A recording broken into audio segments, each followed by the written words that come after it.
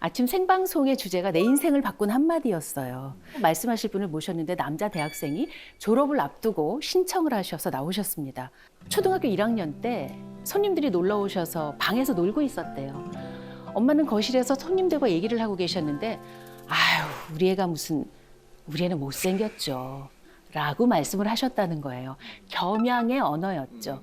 하지만 초등학교 1학년 아이의 귀에는 그 얘기만 들린 거예요. 우리 애가 못생겼죠. 그 말을 듣고 마상, 마음의 상처. 마음의 상처. 그때부터 나는 못생겼구나. 사춘기를 겪으면서 여드름이 나고 누구나 다 그렇잖아요. 나는 정말 못생겼네. 좋아하는 여학생이 생겨서 고백을 하고 싶어도 나는 못생겼는데 내 고백을 받아줄까? 점점 자신감이 떨어지고 자존감도 내려갔습니다. 한번 어머니께 여쭤보지 그러셨어요. 엄마는 진짜로 제가 못생겼다고 생각하세요? 저 이런 말을 들었는데 기억하세요? 여쭤보지 그랬어요. 그랬더니 진짜 그렇다고 말씀하시면 너무 큰 상처가 될 것 같아서 그게 또 공포가 됐구나. 대학교 4학년이 되도록 여쭤보지 못하고 오늘 여기 처음 나왔다. 왜냐하면 이제 대학을 졸업하면 면접도 보고 사회생활을 해야 하는데 내가 계속 이렇게 자신감 없고 자존감 떨어진 채로 어떻게 면접을 볼까 싶어서. 근데 그 남학생이 훈남이었어요. 인상이 좋아요. 방청석에 나오신 어머니께 여쭤봤죠. 어머니, 정말로 아드님이 아니요. 초등학교 1학년 때 아드님이 듣는데 내가 그랬어? 그러니까 기억도 못하고. 어머니는 그냥 지나가는 말로 겸양의 미덕을 발휘한 것인데 어머니의 말 한마디는 아들의 자존감을 통째로 빼앗아갔습니다. 어머니가 본의 아니게 자존감 도둑이 된 것이죠. 반대로 남편의 말 한마디 덕분에 또 인생이 바뀐 그런 아내도 있었습니다. 아내의 나이가 60대 중반쯤이었어요. 제가 한 20년 전쯤 뵀던 분이니까 지금은 80대가 되셨을 것 같은데요. 예전에는 그렇게 여자들을 공부를 안 시켰죠. 네. 가정형편이 다 어려웠으니까. 그래서 이 어머니는 거의 무학에 가까우셨어요. 초등학교도 제대로 못 나오신 거예요. 근데 공부 욕심이 있으셨어요. 왜냐하면 남편이 중학교 교장으로 정년퇴임을 하셨거든요. 그러니까 늘 공부를 하고 싶었는데 그동안은 공부를 못하다가 남편이 퇴임한 직후에 바로 학교에 들어가셨어요. 영어 단어를 외우는데 안 외지는 거예요. 알파벳은 어떻게 넘어갔는데 중얼중얼 단어장을 만들어서 밭에 갈 때도 들고 가서 외우고 냉장고 문에도 붙여놓고 냉장고 열 때마다 들여다보고 아무리 외워도 돌아서면 근데 영어 단어를 어떻게 다 외워서 어떻게 시험을 봐요. 그러니까 시험 때가 되니까 정말 스트레스가 극에 달했던 거예요. 도저히 안 되겠다. 막 커피를 사발로 타서 드신 거예요. 커피를 마시면 잠이 안 온다고 하니까 너무 배불러서 주무셨대요. 너무 원망스러운 거예요. 나는 왜 이 나이에 공부를 하겠다고, 나는 왜 머리가 이거밖에 안 될까. 그때 중학교 교장으로 퇴임하신 남편이 조용히 한마디를 하셨대요. 여보, 당신이 그 물 주는 콩나물 시루 있잖아요. 네. 그 콩나물 시루에 물 주면 어떻게 돼요? 잘 자라겠죠. 물이 빠지죠. 물은 쭉 빠져요, 그죠? 근데 콩나물은 어때요? 공부가 그런 거예요. 근사한 비유다 진짜. 정말 그렇죠. 네. 부인의 눈높이에서 비유를 들어주신 거예요. 오, so sweet. 미사 여구를 늘어놓은 게 아니라 부인이 날마다 보고 느끼는 것을 소재로 하여 부인에게 자신감을 불러일으킨 거죠. 아마 여러분도 그런 경험을 해본 적이 있으실 거예요. 저 있어요. 저는 진짜 평생 지금까지 잊지 못할 딱 두 마디의 말이 있는데 제가 이제 아나운서 시험을 준비할 때 친구가 너 그렇게 해서 아나운서 되겠냐? 이렇게 얘기를 한 거예요. 그래, 너한테 꼭 복수하기 위해서라도 내가 아나운서가 될게 하고 정말 열심히 준비해서 아나운서 시험에 합격을 했고요. 아나운서에 딱 이제 합격을 해서 제가 처음 맡았던 예능 프로그램 MC가 뮤직뱅크였어요. 선배님이 보시고는 너가 지금은 어리니까 이렇게 방송하지만 이렇게 방송해서 오래 할 수 있겠니? 정말 비수요가 이렇게 돼서 꽂혔던 거죠. 그래서 제가 그러면 정말 정신을 똑바로 차리고 방송을 정말 진심으로 해야 되겠다 해서 지금 15년 이상 제가 이렇게 방송을 할 수 있었던 것 같아요. 네가 150살까지 살 수 있겠네. 장수하겠습니다. 저는 약간 응원의 말보다는 약간 저를 자극을 주면 그때부터 막 강해지는 것 같아요. 개방성이 높은 분들은 자기를 약간 자극하는 말이 왔을 때 그냥 원망만 하지 않고 이렇게 동기부여가 되시는 분들이 계세요. 네. 여러분 혹시 이런 걸 보셨는지 모르겠어요. 사소한 말 한마디 때문에 엄청난 사건 사고가 일어나서 뉴스에 나오거나 신문 기사에 나오는 거 보신 적 있나요? 그렇죠. 너무 많이 보죠. 예를 들어서 이런 적이 있었습니다. 당신은 키가 작아서 같이 다니기가 창피해. 이런 말을 들은 남편, 부인에게 어떻게 했을까요?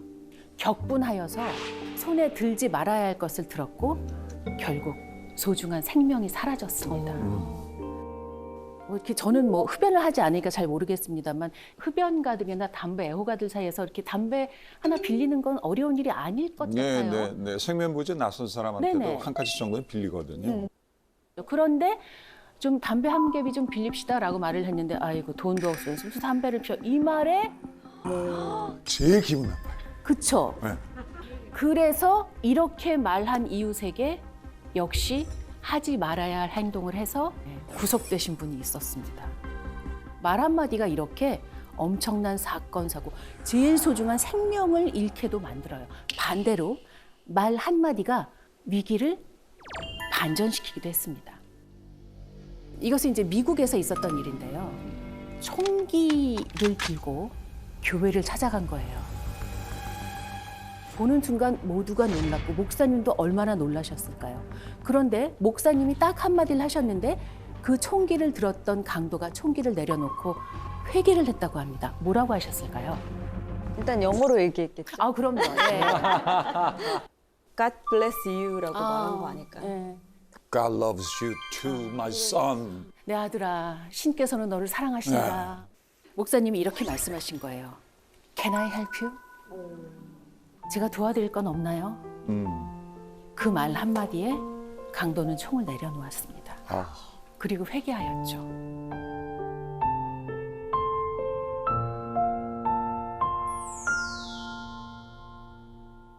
생각해보면 제가 18회하고 보름 동안 아침 생방송 토크쇼 진행을 하면서 23,400여 명의 사람을 만났던 것은 저로서는 행복을 찾아가는 과정이었던 것 같아요. 왜냐하면 여러 23,400 가구에서 일어나는 일들을 들었잖아요. 그렇죠. 그러면서 이 중에서 어떤 분이 행복한가를 봤잖아요. 그리고 이 중에서 어떤 분이 행복하지 않은가를 들었잖아요. 저 나름의 행복의 기준을 일을 하면서 세울 수 있었어요. 그리고 아무래도 이제 결혼하신 분들이 많이 나오시니까 부부간의 이야기를 많이 접하게 되어서 어려운 적도 많았어요. 결혼을 제가 아직 한 번도 못 해봤거든요. 네. 부럽습니다. 아, 정말요? 아니, 사실 뭐 이제 초아 씨 외에는 다 기혼이신 걸로 제가 알고 있어서 그런 걸 좀 여쭤보고 싶은데 부부간에 이런 일이 있었어요. 중동에 있는 한 나라에서 실제로 있었던 일이에요. 결혼한 지 3분 만에 이혼을 한 부부가 있었어요. 진짜요. 최단 시간이네요. 아니 무슨 결혼이 카레도 아니고 3분 만에. 3분 만에 팔에 끓는 동안 법원에서 혼인신고를 마치고 나가고 있었는데 신부가 뭐 걸려갖고 넘어진 거예요. 그걸 보고 신랑이 한마디를 했어요. 그 한마디 때문에 신부가 이혼을 결심하고 바로 이혼을 했어요. 그 한마디는 무엇이었을까요? 진짜 만약에 제 입장이었으면 아유 칠칠치 못하네. 비슷한 것 같다. 야, 바보 아니야. 그 앞에 있는 것도 못 보고 막 정확합니다. 무의식적으로. 멍청해. 멍청한 거랑 무슨 상관이야? 그 말을 듣고 아내는 3분 만에 이혼을 결심하고 이혼을 했습니다. 우리 지우 씨는 부부 사이가 애틋한 걸로 유명하시잖아요. When I fall in love 그대와 함께한다면 곧 사라질 꿈이라도 뭔가 이 애틋한 비결 그런 게 있을 것 같아요. 서로 너무 사랑하는 비결. 말이라고 하셨잖아요. 그런데 저는 뭐 애칭이 뭐 이쁘나 이렇게 부르거든요. 듣기만 해도 좋네요. 근데 진짜 이게 재밌는 게 뭐냐면 밖에서 아내가 뭐 이렇게 쇼핑 같은 거 하고 있으면 못 들을 때가 있잖아요. 그러면 이쁘나 부르면 주위에 있는 여자분 5분이 약간 5분이가 돌아보거든요. 이렇게. 이분이 5명. 네, 그래서 야 진짜 이렇게 부르면 참 뭔가 부부 관계에 되게 좋을 수도 있겠다라는 생각이 그때 했었고. 네네. 남편이 나에게 이쁘나 불러주면 어떨 것 같아요? 너무 좋을 것 같죠. 그죠? 근데 돈 들었나요? 안 들었어요. 엄청나게 애를 써야 하나요? 아니요. 불가능한 일인가요? 아니요. 근데 여러분은 왜 안 하시는 거예요? 아, 오늘 이 자리엔 저 말고 저희 남편이 와 있었어요. 부부간에 이렇게 말을 해야 되는데 서로 안 좋은 말들을 주고받는 그런 경우 많이 있잖아요. 저도 이제 아침에 생방송 진행하면서 그런 부부들을 한 10년 동안 매주 만났습니다. 아이고. 예. 아주 오래된 캐캐묵은 옛날 이야기를 30년, 40년, 50년을 품고 사시다가 나오세요. 거기는 이제 주로 대부분 남편에 대한 성토 장으로 바뀝니다. 근데 남편들은 왜 나오시는 걸까 저는 너무 궁금했거든요. 그러니까요. 전국적으로 망신당하는데 여길 왜 나오시지? 그렇죠. 근데 이제 부인이 그렇게 말씀하신다는 거예요. 당신 나랑 나가서 1시간 동안 내 얘기 들을 거면 내가 당신이랑 평생 살고 여기 안 나가면 이혼해. 나오시겠죠, 선생님? 초강수네요. 초강수. 나가 있고. 네네. 그러면 대부분 나오십니다. 그리고 1시간 동안 얘기를 하시고 들으시는데요. 제가 그때 느꼈던 건 이 사무친 이야기는 아무리 세월이 오래 흘러도 잊히지 않는구나. 그래서 저는 그걸 감정 기억이라고 표현해요. 네. 그러니까 우리가 옛날 얘기 다 잊어버리잖아요. 근데 감정이 들어간 기억은 몇십 년이 지나도 생생해요. 마치 어제 있었던 일처럼 이야기합니다. 당신이 그때 그 담장 너머로 날 보고 있었잖아. 이런 얘기를 하십니다.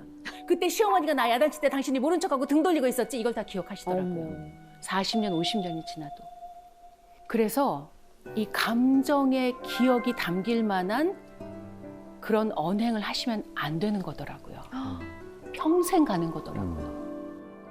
그리고 또 놀라운 건 뭐냐면 그렇게 한번 이야기하면 10년 묵은 체중이 쑥 내려가는 것처럼 가실 때 부인의 표정이 너무 편안해 보입니다. 그리고 남편들께서는 대충 이렇게 나가세요. 그리고 저에게 한마디 하십니다. 결혼해야지. 제가 속으로 그랬어요. 선생님 같은 분 만날까 봐 못하겠어요. 그건 농담이고요. 그래서 사실 가만히 생각해 보면 우리 부부 간에도 우리 모녀 간에도 감정 기억이 있을 수 있어요. 그래서 얘기를 해야 하는데 어떻게 얘기를 해야 하나를 제가 생각을 해봤는데요. 그 감정 기억이 묻어있는 공간을 벗어나셔야 하는 것 같아요. 집에는 상처가 있다. 어떤 건축가가 한 말이에요. 집에선 싸움도 일어나고 누가 아프기도 하고 울기도 하고. 그래서 집에서는 사람들이 솔직하게 이야기를 오히려 못한다는 거예요. 그래서 집에서 나와서 부부간에 모녀간에 요즘 젊은 사람들이 많이 간다는 카페도 한번 가보고 공간이 달라지잖아요. 대화가 달라집니다. 그리고 오래전에 제가 그 어린이 동요대회 하던 그 시절 저희 팀에 아주 오래전이죠. 남성 방송 작가님이 계셨는데 이분이 부부간의 사이가 그렇게 좋으세요. 신혼이냐면 아니에요. 그런데 항상 이분이 웃고 계세요. 그만 이러세요. 아니 어저께는 내가 화장실 갔는데 휴지가 떨어진 거예요. 그럴 수 있잖아요. 휴지 좀 갖다 달라고 하셨겠죠? 그럼 보통 어떻게 할 거예요, 아내는? 쏙 주고 문을 닫고 나오죠. 근데 이렇게 휴지를 준 아내가 문을 요만큼 열고 보고 있더래요, 남편을. 그래서 당신 뭐 하는 거냐고 빨리 문 닫았더니 아우 나는 당신을 잠시라도 안 보면 너무 싫어요. 나는 당신을 보는 게 너무 좋아요. 그러더라는 거예요. 결혼한 지 10년이 넘었는데. 그건 기적 아닌가요? 그렇죠. 근데 그런 기적이 어떻게 생겨났느냐면 어느 날은 이분이 회의를 하러 오셨는데 계속 하품을 하시는 거예요. 그래서 작가님 어제 못 주무셨어요? 왜 이렇게 하품을 많이 하세요? 어저께 아내랑 밤새 얘기하느라고 한 잠도 못 잤어요. 이러시는 거예요. 부인하고 얘기하는 게 너무 재밌어서 한 잠도 못 부럽죠. 부부간에도 가장 중요한 게 대화. 그래서 요즘 젊은 사람들, MZ세대들에게 이상형을 물어보면 대부분 이렇게 말합니다. 뭐라고 말할까요? 말이 잘 통하는 사람? 네, 그렇게 말하지 않고 티키타카가 되는 사람이에요. 이렇게 말을 합니다. 재벌집 막내 아들 막 이런 드라마 엄청 너무 재밌어요. 그죠? 너무 재밌었죠. 네. 네. 실제로 재벌가에서 비서로 일했던 사람에게 들은 말입니다. 그 비서가 하는 중요한 업무 중에 하나가 설 연휴를 앞두고 회장님은 어느 나라로 여행을 갈지, 사모님은 어느 나라로 여행을 갈지, 큰아들네, 작은아들네는 어디로 갈지를 서로 겹치지 않게 정리하는 거래요. 저는 정말 그분들이 아무리 돈이 많아도 정말 행복할까? 그런 얘기를 듣고 제가 진행했던 아침 프로그램에 나왔던 가족을 보게 되었어요. 쌀집하고 슈퍼를 하는 집이에요. 근데 가족 노래자랑에 온 가족이 나왔어요. 인터뷰를 하는데 깔깔깔깔깔 웃음이 끊이질 않아요. 그래서 아니 어떻게 이렇게 가족이 사이가 좋으세요? 했더니 아우 저희는 뭐 이런 고스톱을 쳐요. 이런 얘기를 하시는 거예요. 며느님이. 아 진짜요? 아니 그러면 이렇게 어머니 아버지랑 이렇게 아유 뭐 어려워요. 아버지 지금 똥 먹어 똥 요거 먹어야 돼. 이런 얘기도 해요. 저희는 후수도도요. 이런 얘기 하시더라고요. 정말 웃음이 끊이지 않는지 대화가 끊이지 않는지 저는 이들이 훨씬 행복해 보이더라고요. 네. 그래서 행복의 기준은 뭘까? 돈? 아닌 것 같아요. 대화인 것 같아요. 반대로 대화를 잘 못하는 사람은 저는 이렇다고 생각해요. 상대의 마음과는 관계없이 내가 그냥 고백을 하는 사람. 일방통행인 거죠. 그 고백을 들었을 때 상대가 얼마나 당황하거나 곤란할지, 반대로 얼마나 행복할지 이런 건 감안하지 않고 내가 저 사람을 좋아하니까 말해야지. 가서 무조건 말을 하면 상대가 얼마나 당황스럽고 그리고 사무실에 사람들 다 있는 데서 만약에 고백을 한다고 생각해 보세요. 고백은 그렇게 하면 안 된다고 생각하시면서 왜 대화는 그렇게 하시죠? 그 사람의 마음이 어떨지, 그 사람이 이걸 받아들일 수 있을지, 남들이 보는 걸 싫어하진 않을지 왜 생각을 하지 않으시나요? 저는 고백과 대화가 다르지 않다고 생각을 해요.